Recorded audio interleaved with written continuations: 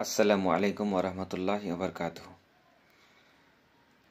আমি আপনাদের সামনে একটি বিষয় নিয়ে উপস্থিত হয়েছি। গত কয়েকদিন আগে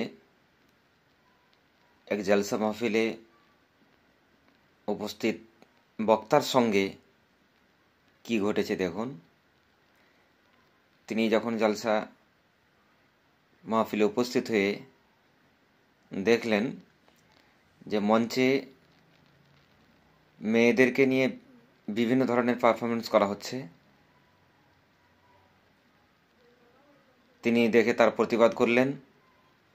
দেখুন তারপরে তিনার সাথে কি হয় এবং তিনি কি বলেন শুনুন।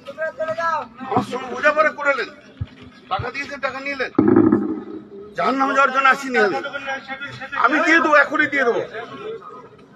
আসেন মসজিদ, এখনই দিয়ে দেবো। না, নাটকের মঞ্চে আমি সেটা কি হয়? এটা হতেই পারে না। নাটকের মঞ্চে আমি সেখানে করবো, টাকা দিয়ে দেবো এখনই। আমি টাকা দিয়ে দেবো, আপনি টাকা দিয়ে দেবো।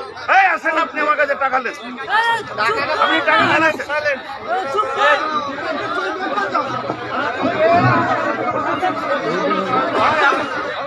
আপনি টাকাটা নেন আগে, বলেন নাম্বার, বলেন টাকা দিব, বলেন টাকা দিব, নাম্বার বলেন, আপনি নাম্বার বলেন, বলেন নাম্বার বলেন, কথা বলেন, দাঁড়ান।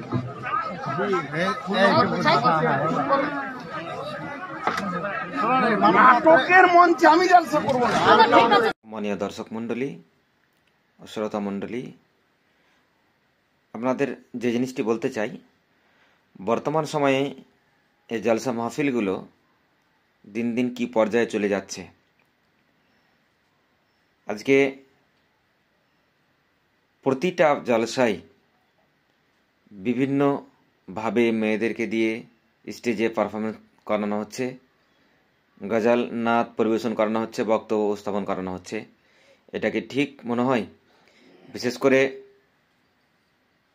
বলবো, বিভিন্ন বানাতের যে প্রোগ্রামগুলো দিনের পর দিন এমনভাবে এমন একটা পর্যায়ে চলে যাচ্ছে, যারা সমাজে এটা কুপ্রভাব পড়তে চলেছে।